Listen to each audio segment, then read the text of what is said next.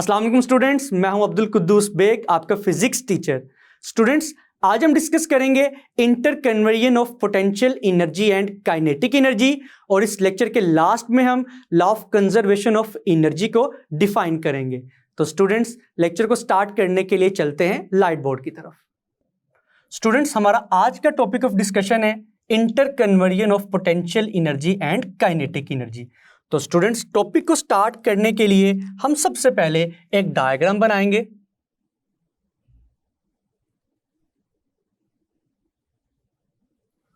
For example students, this is an object of mass m and this is the ground. और students, ये object ground से total कितनी height पर मौजूद है? It is at height of h।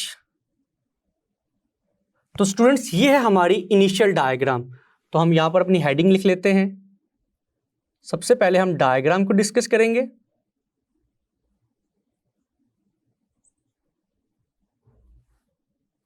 Now students, अब हम इस डायग्राम में 3 डिफरेंट पॉइंट्स को कंसीडर करेंगे। For example, the initial position of the object is at point A, next point is point B, और एक पॉइंट हम ग्राउंड में कंसीडर करेंगे, this is point C. Now students, हमने इस टॉपिक में करना ये है, हमने ऑब्जेक्ट को पॉइंट ए से रिलीज करना है। सबसे पहले हम पॉइंट ए पर ऑब्जेक्ट की टोटल एनर्जी को कैलकुलेट करेंगे। देन हम स्टूडेंट्स जैसे ही पॉइंट ए से ऑब्जेक्ट को रिलीज करेंगे, तो आपको जैसा कि मालूम है कि ये ऑब्जेक्ट पॉइंट बी से होता हुआ पॉइंट सी तक पहुंचेगा। देन स्टूडेंट्स, सेकंड पॉइंट में हम पॉइंट बी पर ऑब्जेक्ट की टोटल एनर्जी कैलकुलेट करेंगे, और आखिरी केस में हम स्टूडेंट्स पॉइंट सी पर ऑब्जेक्ट की टोटल एनर्जी कैलकुलेट करेंगे, और देखते हैं कि तीनों पॉइंट्स पर ऑब्जेक्ट की टोटल एनर्जी किसके इक्वल आती है। तो students, for example, point A और पॉइंट बी के दरमियान जो टोटल डिस्टेंस है, इसको हम x से रिप्रेजेंट कर सकते हैं। तो स्टूडेंट्स, जैसा कि आप देख सकते हैं, the total distance between point A and C is equal to h। अगर h में से मैं x को सब्ट्रैक्ट करूं, तो स्टूडेंट्स रिमेनिंग हाइट किसके इक्वल आएगी? The remaining height will be equal to h minus x। Now students, अब हमने पॉइंट ए पर पहले पोटेंशियल एनर्जी की वैल्यू कैलकुलेट करनी है, देन हम काइनेटिक एनर्जी की वैल्यू कैलकुलेट करेंगे। सिमिलरली पॉइंट बी पर भी हम ऑब्जेक्ट की पोटेंशियल एनर्जी कैलकुलेट करेंगे, देन हम काइनेटिक एनर्जी कैलकुलेट करेंगे, और लास्ट पर हम पॉइंट सी पर ऑब्जेक्ट की पोटेंशियल एनर्जी कैलकुलेट करेंगे और ऑब्जेक्ट की काइनेटिक एनर्जी कैलकुलेट करेंगे। नाउ स्टूडेंट्स, हमारी नेक्स्ट हेडिंग होगी डायग्राम को कंप्लीट करने के बाद, इट इज एक्सप्लेनेशन।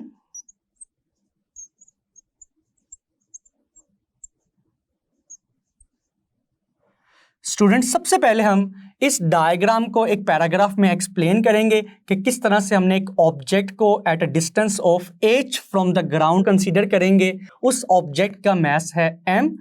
उसके बाद हम बताएंगे किस तरह से हमने 3 पॉइंट्स को लेट किया है, पॉइंट ए, बी एंड सी।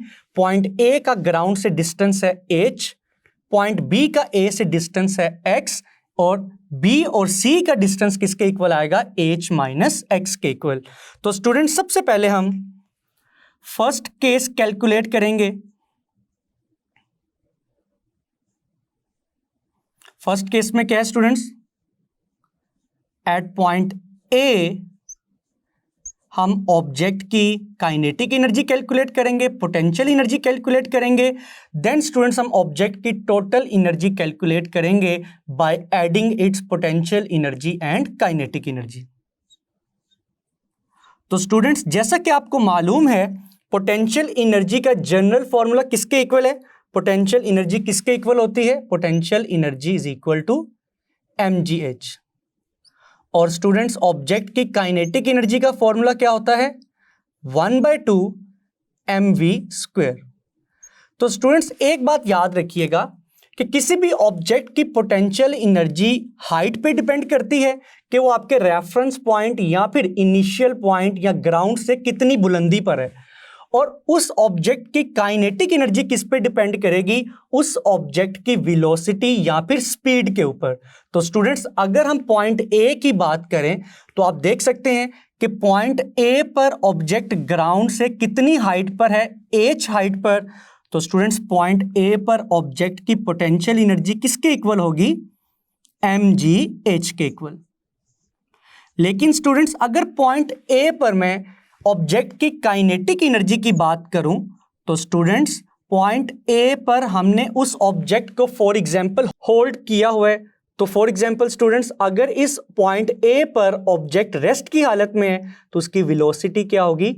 0 के इक्वल। तो अगर उस ऑब्जेक्ट की वेलोसिटी या फिर स्पीड 0 है तो उसकी काइनेटिक एनर्जी भी क्या होगी? 0। तो स्टूडेंट्स, पोटेंशियल एनर्जी और काइनेटिक एनर्जी की वैल्यू को कैलकुलेट करने के बाद ऑब्जेक्ट की टोटल एनर्जी किसके इक्वल होगी? The sum of its potential energy and kinetic energy. तो स्टूडेंट्स, पोटेंशियल एनर्जी की वैल्यू क्या है? mgh।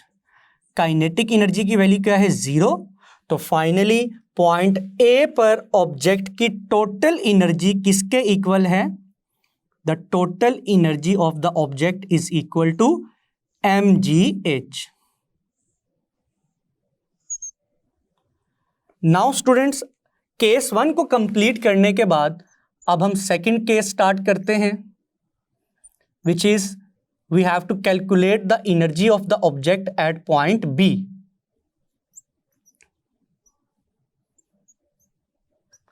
अगर हम पॉइंट ए से ऑब्जेक्ट को रिलीज करते हैं फ्रीली, मीन्स कि आपने उसको पुश नहीं करना, नीचे की तरफ फेंकना नहीं है, हम क्या करेंगे? ऑब्जेक्ट को जस्ट पॉइंट ए से रिलीज करेंगे। तो रिलीज करने से आपको पता है कि उसकी वेलोसिटी में इंक्रीज आएगा और हाइट में डिक्रीज आएगा। तो जैसे ही पॉइंट ए से हम ऑब्जेक्ट को रिलीज करेंगे, पॉइंट ए पर उसकी वेलोसिटी 0 थी, वेलोसिटी में इंक्रीज आएगा। जैसे जैसे ऑब्जेक्ट नीचे की तरफ मूव करेगा वेलोसिटी में इजाफा होगा और एक वक्त आएगा ऑब्जेक्ट पॉइंट बी को क्रॉस करेगा और फाइनली पॉइंट सी पर जाकर वो ज़मीन से हिट करेगा। तो फॉर एग्जांपल स्टूडेंट्स, हम ये अज्यूम करते हैं कि एक लम्हे में ऑब्जेक्ट जिसका मास m है वो पॉइंट बी से गुजर के जाएगा। तो अब पॉइंट बी पर ऑब्जेक्ट की पोटेंशियल एनर्जी की वैल्यू भी कुछ ना कुछ होगी और काइनेटिक एनर्जी की वैल्यू 0 नहीं होगी, बिकॉज यहां पर ऑब्जेक्ट किसी खास स्पीड से पॉइंट बी को क्रॉस करके जाएगा। तो स्टूडेंट्स, केस 2 को डिस्कस करने से पहले हमने जो केस 1 में पोटेंशियल एनर्जी और काइनेटिक एनर्जी की वैल्यूज को कैलकुलेट किया है वो हम लिख लेते हैं। पोटेंशियल एनर्जी है पॉइंट ए पर mgh और काइनेटिक एनर्जी है 0। नाउ स्टूडेंट्स, अब हम पॉइंट बी की बात करते हैं। तो पॉइंट बी पर ऑब्जेक्ट की पोटेंशियल एनर्जी किसके इक्वल आएगी? तो स्टूडेंट्स, फॉर एग्जांपल एक लम्हे के लिए कंसीडर कीजिएगा कि ये ऑब्जेक्ट पॉइंट ए की बजाय पॉइंट बी पर मौजूद है। तो पॉइंट बी पर मौजूद होने से जमीन से इसकी हाइट कितनी बाकी बची है?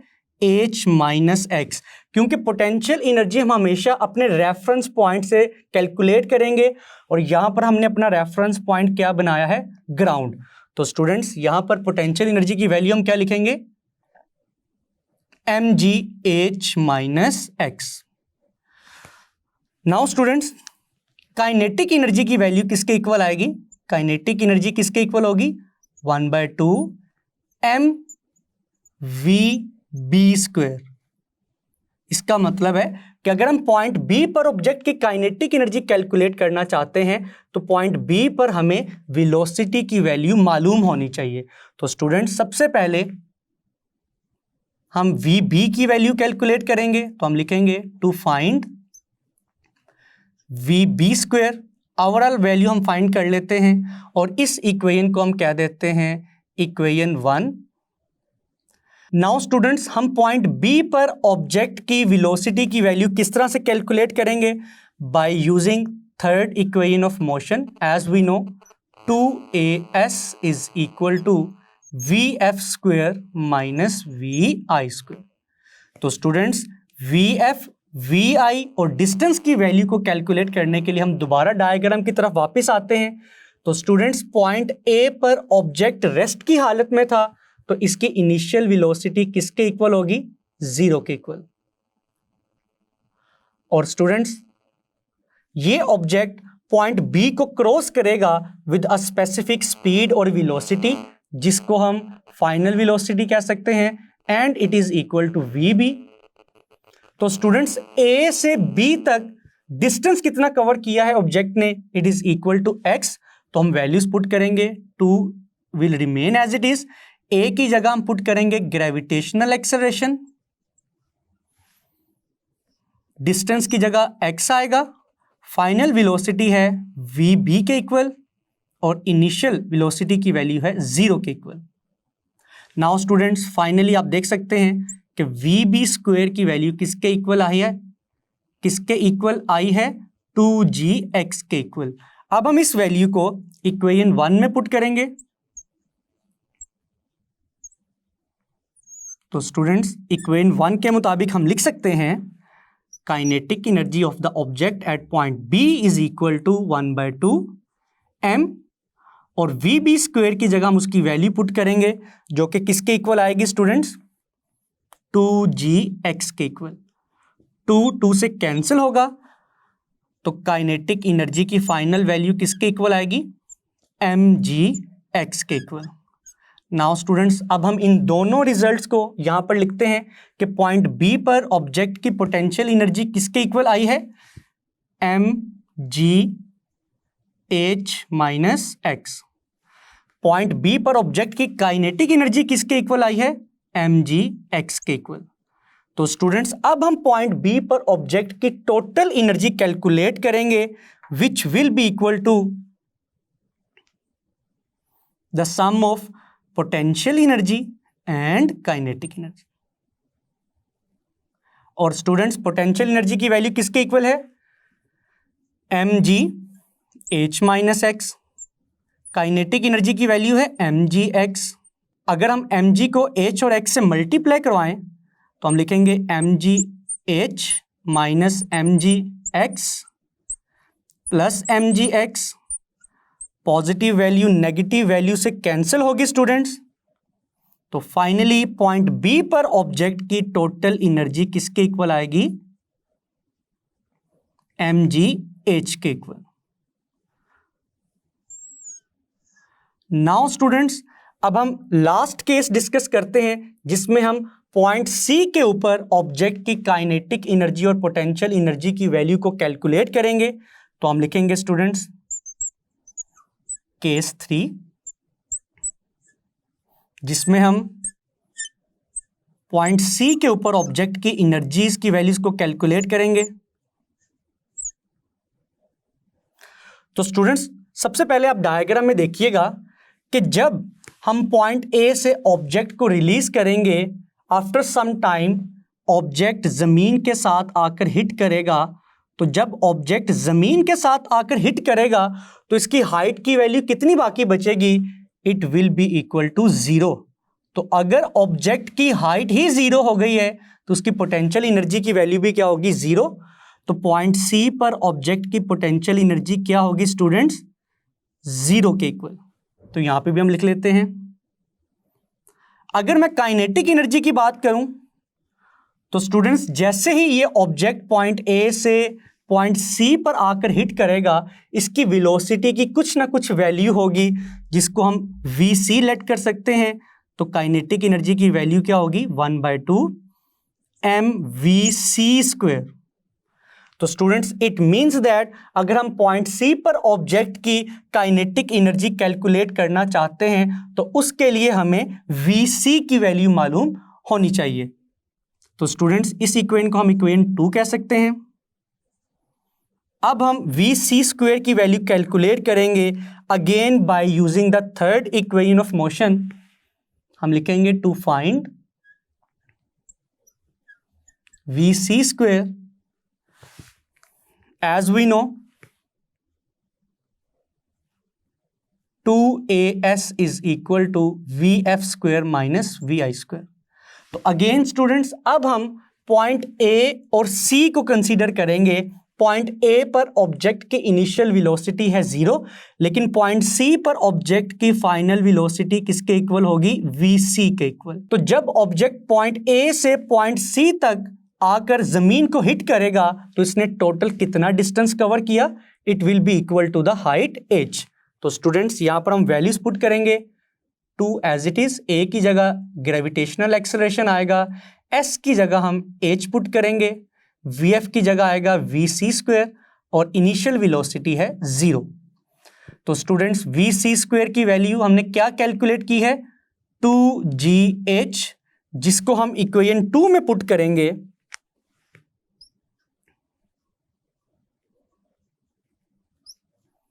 तो स्टूडेंट्स इक्वेशन नंबर 2 में पुट करने से आप देख सकते हैं काइनेटिक एनर्जी की वैल्यू क्या आएगी? 1/2 m as it is. vc² की जगह हम पुट करेंगे 2gh, 2 से कैंसिल होगा और फाइनली पॉइंट सी पर ऑब्जेक्ट की काइनेटिक एनर्जी किसके इक्वल आएगी? mgh के इक्वल। तो स्टूडेंट्स अगर हम टोटल एनर्जी कैलकुलेट करना चाहते हैं तो टोटल एनर्जी किसके इक्वल आएगी? Potential energy plus kinetic energy. तो स्टूडेंट्स पोटेंशियल एनर्जी की वैल्यू क्या थी? 0। काइनेटिक एनर्जी की वैल्यू क्या निकाली हमने? mgh। तो अगेन पॉइंट सी पर भी ऑब्जेक्ट की टोटल एनर्जी किसके इक्वल आई है? mgh के इक्वल। तो students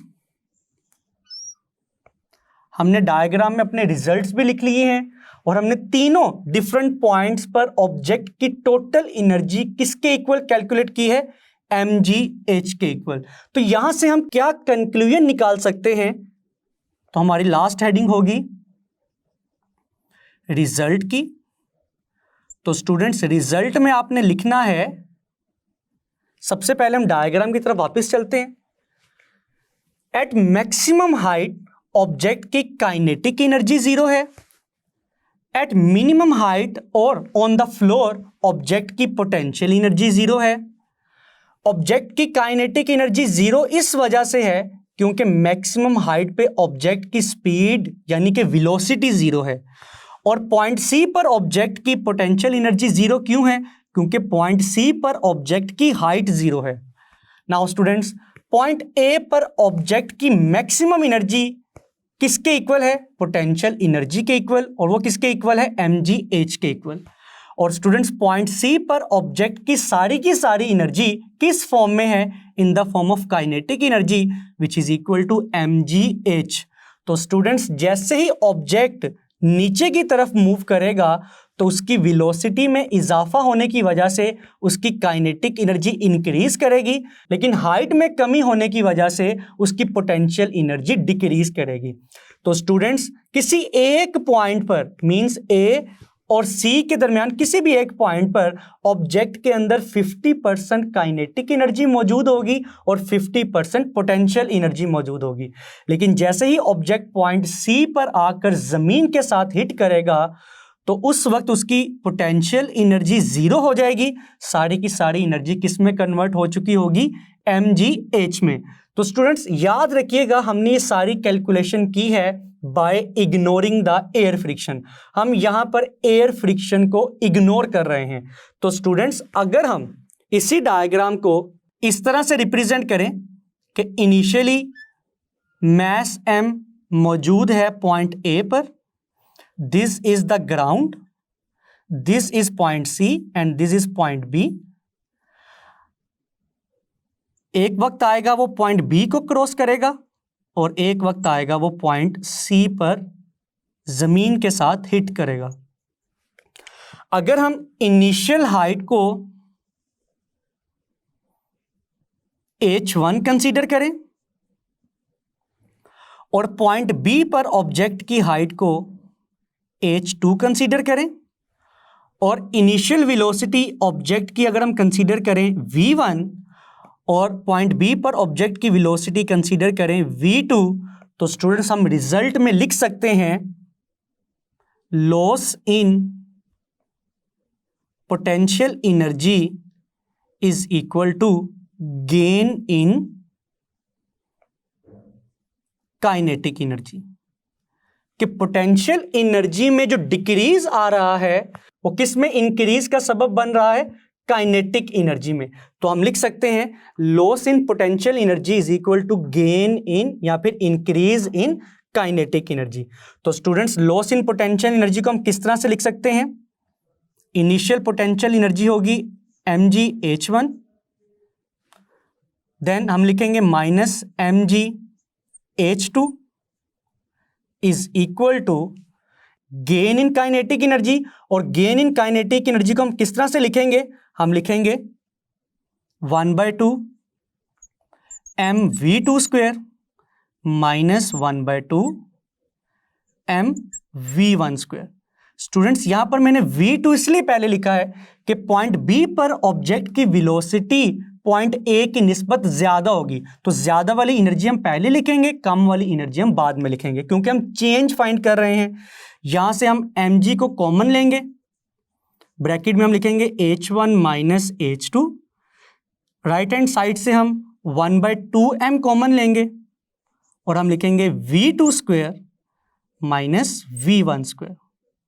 now students this is the final result कि अगर हम किसी भी ऑब्जेक्ट को एक सर्टेन हाइट से ड्रॉप करें तो उसकी पोटेंशियल एनर्जी किस में कन्वर्ट होगी? काइनेटिक एनर्जी में। लेकिन अगर हम एयर फ्रिक्शन को इग्नोर करें, अगर हम ये कंसीडर करें there are no force of friction, तो students loss in potential energy किसके इक्वल आएगा? गेन इन काइनेटिक एनर्जी के। तो स्टूडेंट्स अगर हम इसका रिवर्स प्रोसेस कंसीडर करें कि अगर ऑब्जेक्ट ऊपर से नीचे नहीं बल्कि नीचे से ऊपर जा रहा है तो ये रिवर्स हो जाएगा, फिर ऑब्जेक्ट की पोटेंशियल एनर्जी में इंक्रीज आएगा और काइनेटिक एनर्जी में डिक्रीज आएगा। देन हम लिख सकते हैं loss in kinetic energy is equal to gain in potential energy, अगर ऑब्जेक्ट नीचे से ऊपर की तरफ मूव कर रहा है।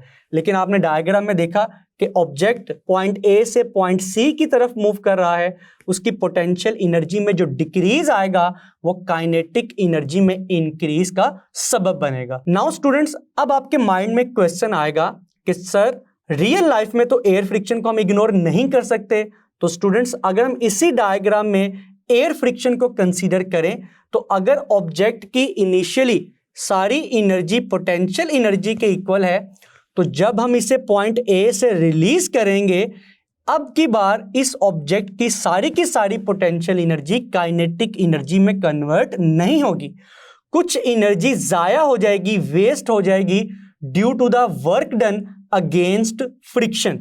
तो हम लिख सकते हैं स्टूडेंट्स इन द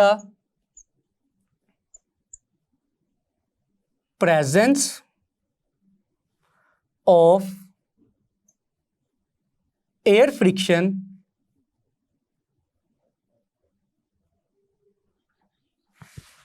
ऑब्जेक्ट की जो इनिशियल पोटेंशियल एनर्जी है वो सारी की सारी mgh के इक्वल नहीं आएगी, बल्कि इसमें कुछ एनर्जी रिलीज, कुछ एनर्जी जाया हो जाएगी, वेस्ट हो जाएगी due to the work done against friction. और वर्क डन अगेंस्ट फ्रिक्शन को हम रिप्रेजेंट करेंगे F के साथ। F is the force of friction and H is the height, जितनी हाइट से ऑब्जेक्ट को हमने रिलीज किया है। तो स्टूडेंट्स फ्रिक्शन की मौजूदगी में पोटेंशियल एनर्जी का फॉर्मूला किसके इक्वल आएगा? mgh minus FH।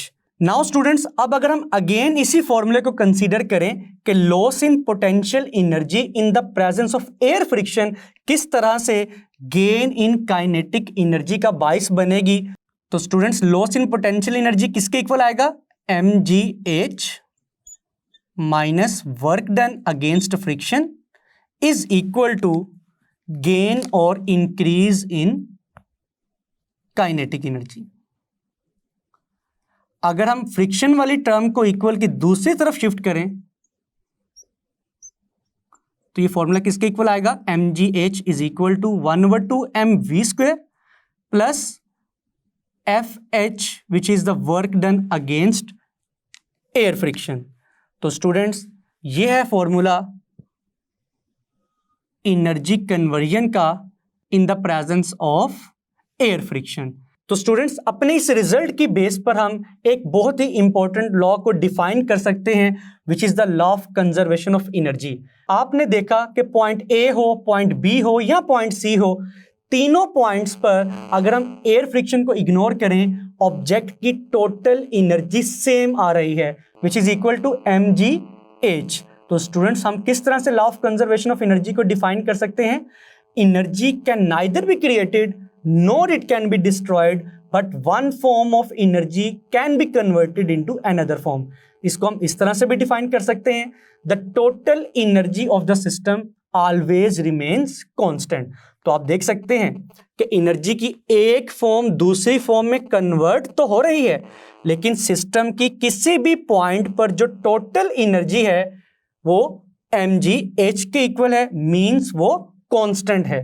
Now students, अगर हम इसी फॉर्मूला को कंप्लीट फॉर्म में लिखें तो हम लिखेंगे loss in potential energy is equal to gain in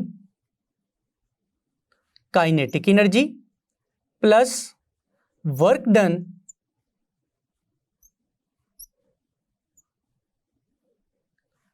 against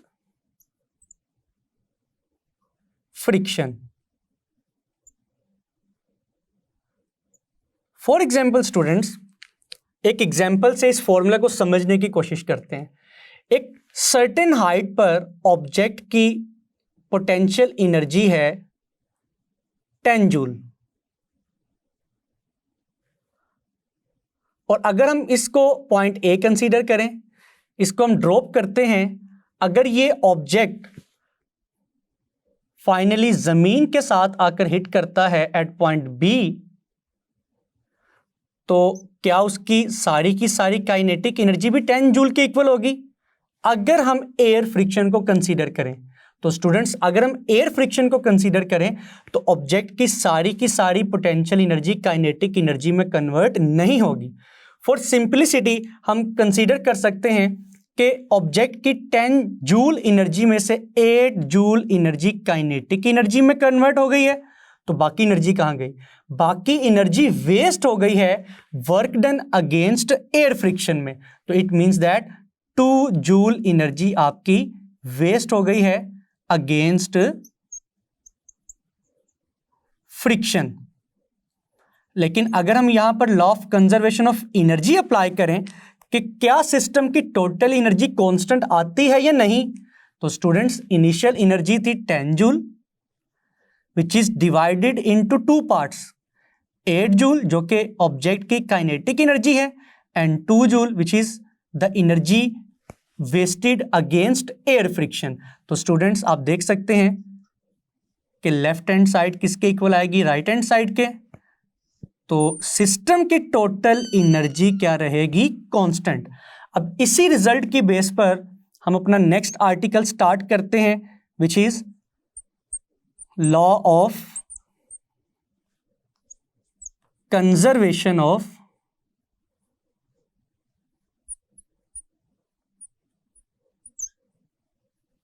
energy. Conservation of energy. तो स्टूडेंट्स, इसकी स्टेटमेंट क्या होगी जो अभी मैंने आपके सामने पेश की है? फॉर एग्जाम्पल स्टूडेंट्स, हम हेडिंग लिख लेते हैं statement. Law of conservation of energy states that energy can neither be created nor it can be destroyed, but one form of energy can be converted into another form, or the total energy of the system always remains constant. This is the statement of law of conservation of energy. Now students, अब हम कुछ examples consider करते हैं कि किस तरह से energy की एक फॉर्म दूसरी फॉर्म में कन्वर्ट तो होती है और सिस्टम की टोटल एनर्जी किस तरह से कांस्टेंट रहती है। फॉर एग्जांपल स्टूडेंट्स, आपके इर्द गिर्द बेशुमार ऐसी मिसालें हैं, बेशुमार ऐसी एग्जांपल्स हैं जिसमें एनर्जी की एक फॉर्म दूसरी फॉर्म में कन्वर्ट हो रही है। फॉर एग्जांपल, अगर हम एक लाइटेड बल्ब की बात करें जिसको हम इलेक्ट्रिसिटी प्रोवाइड कर रहे हैं, electricity is the form of energy. अब इलेक्ट्रिसिटी किस में कन्वर्ट हो रही है? लाइट एनर्जी में, और वो बल्ब गर्म भी हो जाता है, और इलेक्ट्रिसिटी का कुछ पार्ट इसका मतलब है किस में कन्वर्ट हो रहा है, हीट एनर्जी में। फॉर एग्जाम्पल स्टूडेंट्स, मैं आपके सामने बोल रहा हूं, मैं अपनी मस्कुलर एनर्जी को यूज करते हुए मेरे मुंह से आवाज निकल रही है, which is the form of sound energy.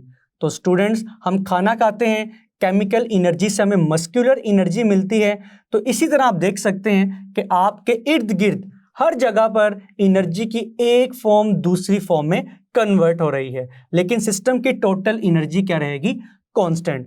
Now students, एक और बात याद रखिएगा कि जो एनर्जी का लॉस है डायरेक्टली या इनडायरेक्टली, वो सिस्टम को हीटअप करने में यूज होता है। मींस आपकी ज्यादातर एनर्जी फ्रिक्शन की वजह से हीट एनर्जी में कन्वर्ट होती है और ओवरऑल एनवायरनमेंट को हीटअप कर रही है।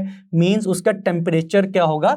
फॉर एग्जांपल स्टूडेंट्स, हम एक एग्जांपल कंसीडर करते हैं कि मेरे पास एक कप है जिसको मैंने हाइट h पर उठाया हुआ है, पकड़ा हुआ है। अगर मैं इसको इस पॉइंट से रिलीज करता हूं, ऑब्वियसली ये कप जमीन के साथ जाकर टकराएगा और टूट जाएगा। तो स्टूडेंट्स, इस एग्जाम्पल में कौन कौन से एनर्जीज के चेंजेस इन्वॉल्व हैं। फॉर एग्जाम्पल, इनिशियली कप के अंदर सारी की सारी पोटेंशियल एनर्जी मौजूद है। जैसे ही मैं उस कप को रिलीज करूंगा, वो कप जमीन के साथ जाकर टकराएगा, उसकी वेलोसिटी में 0 से इंक्रीज आएगा। मींस जब वो जाकर टकराएगा उसकी कुछ ना कुछ स्पीड होगी। इट मींस दैट कप की पोटेंशियल एनर्जी किस में कन्वर्ट हो रही है, काइनेटिक एनर्जी में। लेकिन जब कप जमीन के साथ जाकर टकराएगा, आवाज पैदा होगी, साउंड प्रोड्यूस होगा, और कप डिफरेंट पीसीज में, स्मॉल पीसीज में टूट जाएगा। तो it means that kinetic energy sound energy में कन्वर्ट हो रही है, साउंड एनर्जी हीट एनर्जी में कन्वर्ट हो रही है, और कुछ एनर्जी यूज होगी उस कप को स्मॉल पीसीज में तोड़ने में। तो स्टूडेंट्स, अगर इसी एग्जाम्पल को हम एक्सप्लेन करें, इनिशियली कप में कौन सी एनर्जी थी, potential energy. This energy is converted into kinetic energy, and some of the energy of the cup is used against the air friction.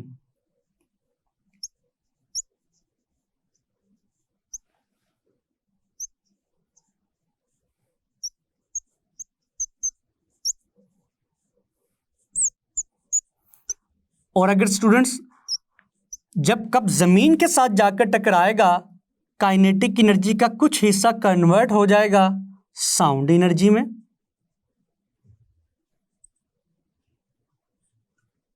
और इसका कुछ हिस्सा कन्वर्ट होगा हीट एनर्जी में,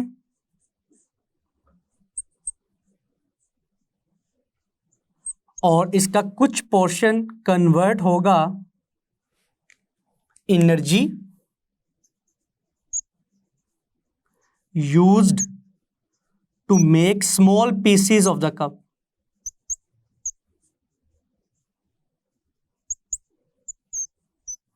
इसके अलावा स्टूडेंट्स, अगर हम एक और एग्जाम्पल कंसीडर करें, फॉर एग्जाम्पल हमारे पास एक कैटापल्ट गुलेल है। अगर गुलेल से मैं एक स्टोन को फेंकता हूं, वो स्टोन एक्सीडेंटली किसी ग्रीन हाउस की विंडो को जाके लगता है, वो टूट जाती है। तो यहां पर एनर्जी के कौन कौन से चेंजेस इन्वॉल्व हैं। तो जब मैं स्टोन को स्ट्रेच करूंगा with the help of N elastic, तो उसके अंदर कौन सी एनर्जी होगी, इलास्टिक पोटेंशियल एनर्जी। जब मैं इसको रिलीज करूंगा, इलास्टिक पोटेंशियल एनर्जी कन्वर्ट होगी काइनेटिक एनर्जी में। तो जब वो स्टोन जाकर ग्रीन हाउस की विंडो के साथ जाकर टकराएगा, तो कुछ एनर्जी साउंड एनर्जी में कन्वर्ट होगी, कुछ एनर्जी हीट एनर्जी में कन्वर्ट होगी, और कुछ एनर्जी यूज होगी उस विंडो को स्मॉल पीसेस में कन्वर्ट करने में। तो स्टूडेंट्स, आज के लेक्चर में हमने सबसे पहले inter conversion of kinetic energy and potential energy को डिस्कस किया, जो कि बोर्ड के पॉइंट ऑफ व्यू से बहुत इंपॉर्टेंट टॉपिक है। देन हमने एक स्मॉल टॉपिक को डिस्कस किया, which is law of conservation of energy. Dear students, सबसे पहले हम ओरिजिनल सोर्सेज ऑफ एनर्जी के टेबल को डिस्कस करते हैं। तो स्टूडेंट्स, आपके सामने एक टेबल है जिसको आप देख सकते हैं। There are 2 columns. First column में सोर्स ऑफ एनर्जी गिवन है, और सेकंड कॉलम में original sources of energy given है। तो स्टूडेंट्स, अगर हम सोर्सेज ऑफ एनर्जी की बात करें या सोर्स ऑफ एनर्जी की बात करें, तो first one is solar energy, second one is biomass, then fossil fuels, then wind, then waves, then hydroelectric, then tides, और लास्ट पर है जियोथर्मल। नाउ स्टूडेंट्स, इस टेबल में मेंशन्ड है कि कौन सी एनर्जी हम किस सोर्स से हासिल करते हैं, मींस कि किस एनर्जी का अल्टीमेट सोर्स क्या चीज़ है। फॉर एग्जांपल स्टूडेंट्स, अगर हम सोलर एनर्जी की बात करें तो जैसा कि आपको मालूम है, सोलर एनर्जी का जो अल्टीमेट सोर्स है दैट इज द सन, सूरज। देन स्टूडेंट्स, अगर हम बायोमास की बात करें तो बायोमास का अल्टीमेट सोर्स क्या है स्टूडेंट्स? अगेन सन। देन स्टूडेंट्स, अगर हम फॉसिल फ्यूल्स की बात करें तो फॉसिल फ्यूल्स, जैसा कि आपको मालूम है, फॉसिल्स क्या होते हैं? The remains of dead plants and animals, जो कि ज़ेरे ज़मीन दफन हो जाते हैं, लेकिन due to high pressure and temperature they converted into fossil fuels. तो students, high pressure and temperature कैसे मेंटेन होता है? Due to the sun. तो फॉसिल फ्यूल्स का भी अल्टीमेट सोर्स क्या है? Sun. Then students, wind energy का अल्टीमेट सोर्स क्या है? अगेन सन। वेव्स की बात की जाए तो वेव्स का अल्टीमेट सोर्स भी सन ही है। लेकिन स्टूडेंट्स, इसके अलावा स्टूडेंट्स, अगर हम हाइड्रो इलेक्ट्रिक एनर्जी की बात करें, hydro means water, electric means electricity, तो ऐसी एनर्जी जो हम वाटर से हासिल करते हैं हाइड्रो इलेक्ट्रिक एनर्जी कहलाती है। तो स्टूडेंट्स, इस एनर्जी का भी अल्टीमेट सोर्स या फिर ओरिजिनल सोर्स सन ही है। लेकिन स्टूडेंट्स, यहाँ पर एक एक्सेप्शनल केस है। टाइड्स की अगर हम बात करें, जो टाइड्स समुंदर के अंदर जनरेट होती हैं, that are ultimately due to the gravitational pull of the moon. That's why tides और टाइडल एनर्जी का जो अल्टीमेट सोर्स है, जो ओरिजिनल सोर्स है, दैट इज मून। तो स्टूडेंट्स, ये एमसीक्यूज के लिए भी टेबल बहुत ज़्यादा इंपॉर्टेंट है ऑब्जेक्टिव के पॉइंट ऑफ व्यू से। तो याद रखिएगा, टाइडल एनर्जी एक्सेप्शनल केस है।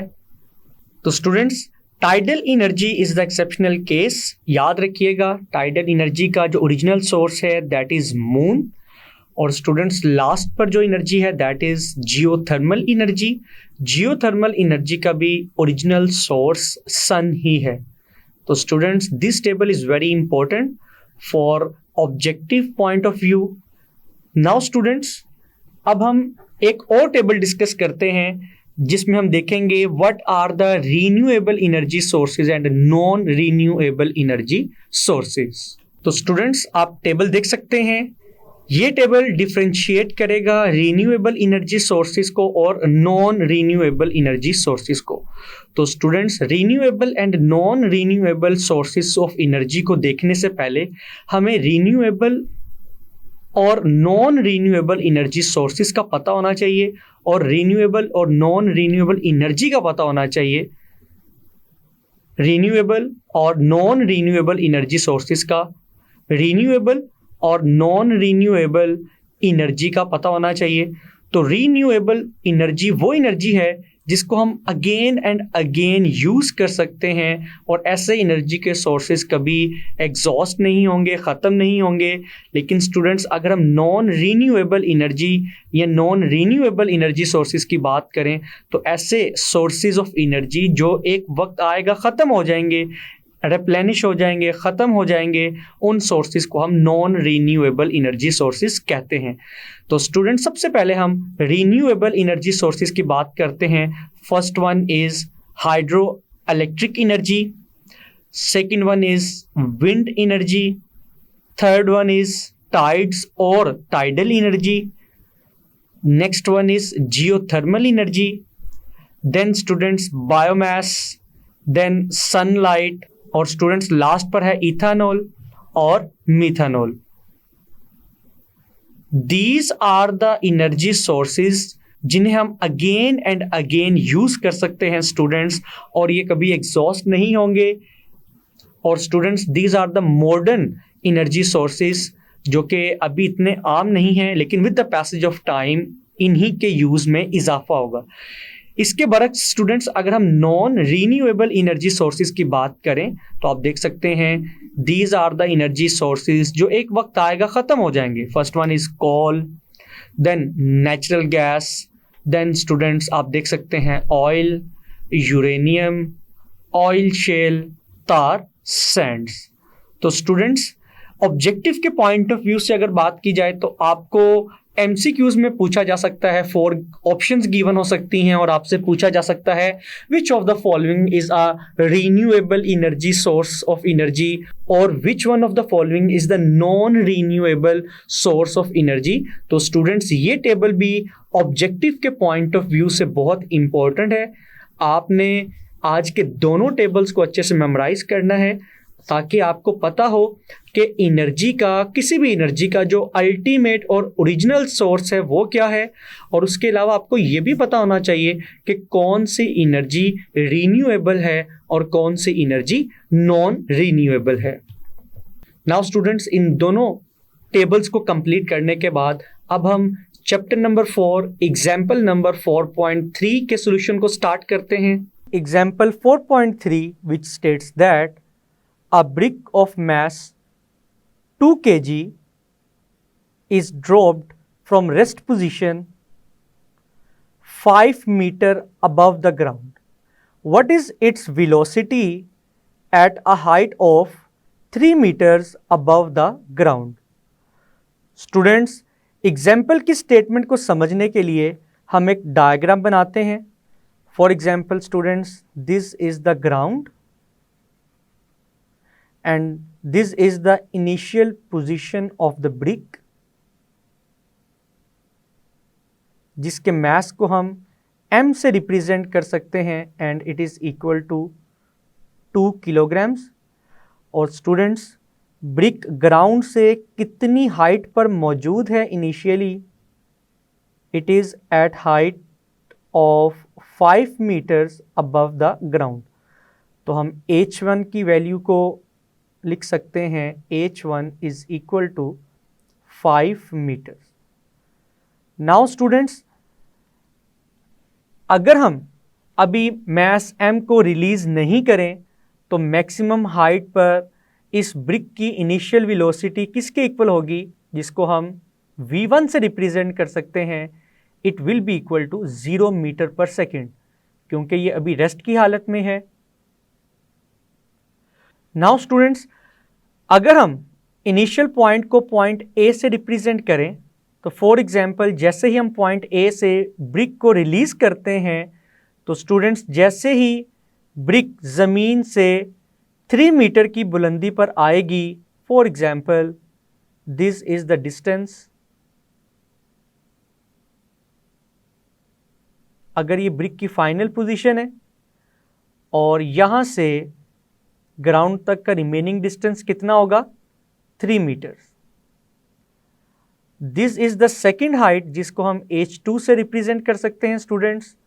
नाउ स्टूडेंट्स हमने इस पॉइंट पर, जिसको हम पॉइंट बी से रिप्रेजेंट कर सकते हैं, पॉइंट बी पर ब्रिक की फाइनल स्पीड को कैलकुलेट करना है which is equal to v2 and it is unknown. Now students diagram को कंप्लीट करने के बाद अब हम गिवन डाटा लिखते हैं.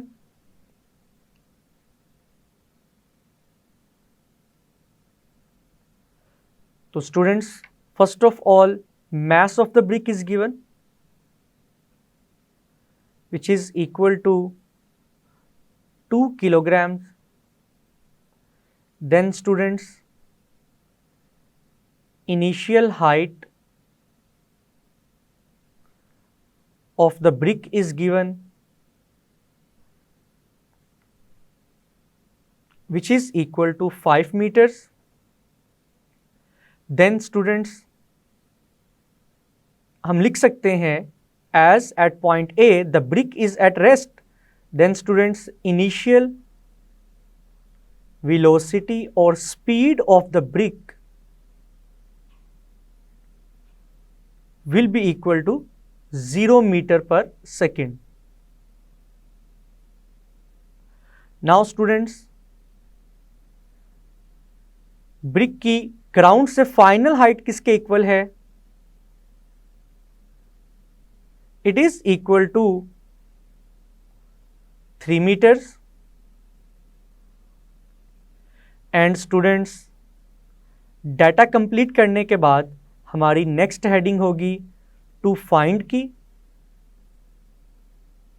We have to calculate the final velocity of the brick at point B when it is at 3 meters above the ground।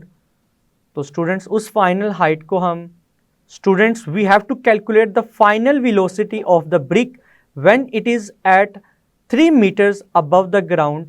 तो students उस फाइनल velocity को हम V2 से रिप्रेजेंट कर सकते हैं। तो हम लिखेंगे final velocity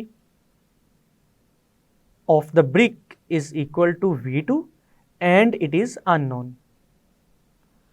Now students, example को सॉल्व करने के लिए हम कौन सा फॉर्मूला यूज करेंगे? तो स्टूडेंट्स याद कीजिएगा, जब हमने चैप्टर नंबर 4 में inter conversion of potential energy and kinetic energy वाला टॉपिक स्टडी किया था, तो उसमें हमने एक फॉर्मूला लिखा था कि जब भी हम किसी भी ऑब्जेक्ट को किसी भी एक सर्टेन हाइट से फ्रीली फॉल करवाएं, मींस आज़ादाना छोड़ें उसको, तो स्टूडेंट्स अगर हम एयर फ्रिक्शन को इग्नोर करें तो हम लिख सकते हैं loss in potential energy is equal to gain in kinetic energy. तो स्टूडेंट्स इस एग्जाम्पल में भी हम ये अज्यूम करेंगे कि there is no air friction. तो स्टूडेंट्स इस फॉर्मूले को हम किस तरह से लिख सकते हैं? इनिशियल पोटेंशियल एनर्जी किसके इक्वल आएगी? mgh1 के इक्वल। फाइनल पोटेंशियल एनर्जी किसके इक्वल आएगी? mgh2 के इक्वल। अगर काइनेटिक एनर्जी की बात की जाए तो फाइनल काइनेटिक एनर्जी की वैल्यू इनिशियल काइनेटिक एनर्जी की निस्बत ज्यादा होगी, तो हम लिखेंगे 1/2 mv2 square minus 1/2 mv1 square. Now students, अपनी कैलकुलेशन को सिंपल करने के लिए हम लेफ्ट हैंड साइड से mg की वैल्यू कॉमन ले सकते हैं। ब्रैकेट में हम लिखेंगे h1 minus h2। Students right hand side से हम 1/2 m कॉमन ले सकते हैं।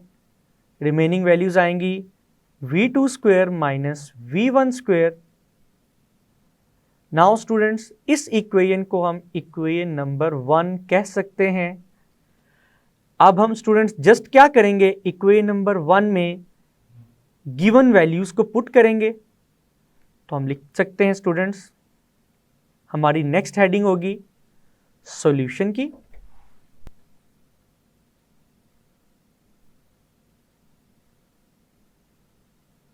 तो students, by putting the values in equation number 1 we can write that the value of mass m, जैसा कि आप देख सकते हैं कि mass m इक्वल की दोनों तरफ मौजूद है। तो स्टूडेंट्स अगर हम इस इक्वेशन को रीराइट करें सॉल्यूशन में,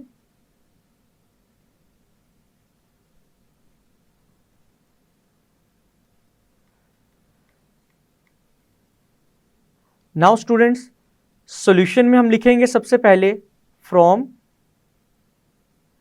equation 1 we can write that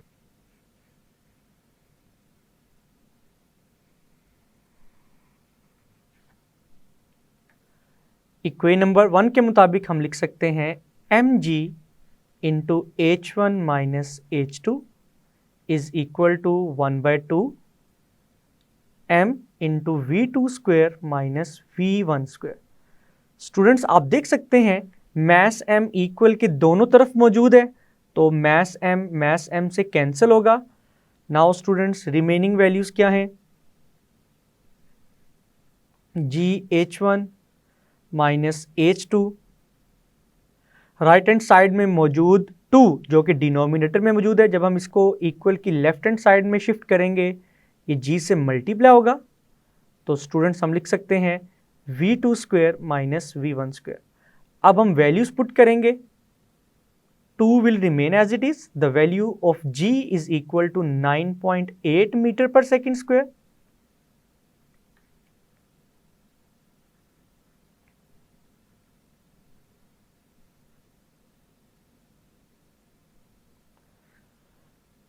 And the students, h1 is equal to 5 meters, h2 is equal to 3 meters, is equal to the value of v2 is unknown, v2 as it is रहेगा square के साथ, but students the value of v1 is equal to 0 meter per second whole square. Now students, अगर हम इस equation को further solve करें तो students आप देख सकते हैं कि जब हम 2 को 9.8 से मल्टीप्लाई करवाएंगे तो हमारा आंसर आएगा 19.6 मीटर पर second square. 5 meters minus 3 meters हमारा आंसर आएगा 2 meters is equal to v2 square. Now students, जब हम 19.6 को 2 से मल्टीप्लाई करवाएंगे तो हमारा आंसर आएगा 39.2।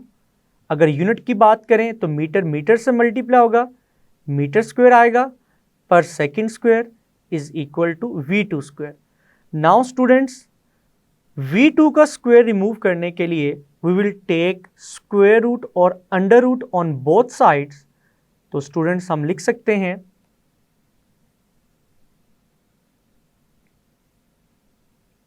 Square root